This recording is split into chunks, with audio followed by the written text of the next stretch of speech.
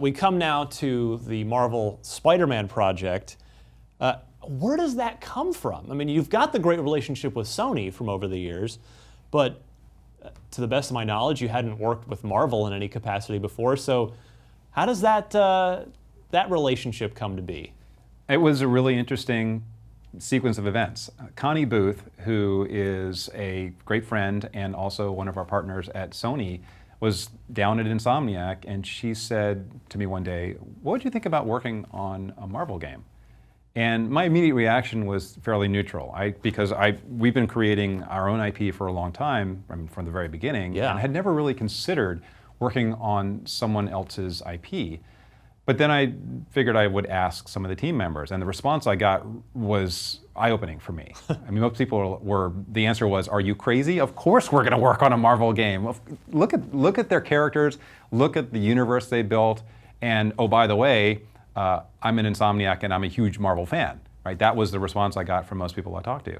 And so I told Connie, yeah, we'd really be interested in talking to Marvel and seeing what the deal was, meaning why are they interested? Right. What could we do together?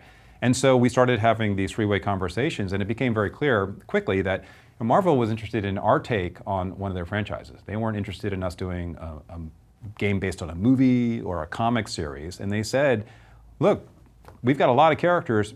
Pick a character that you guys think works for you, and then we'd love to hear your take on it." So they gave you the carte blanche to just pick one? Yeah.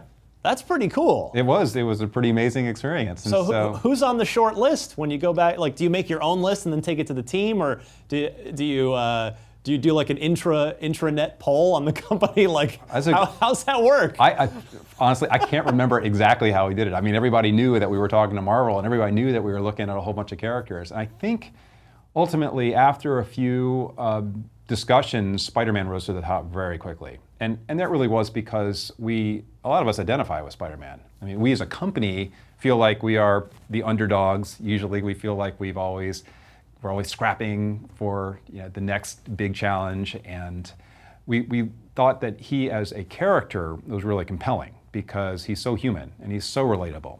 And he's also the most popular Marvel character in the world, I think.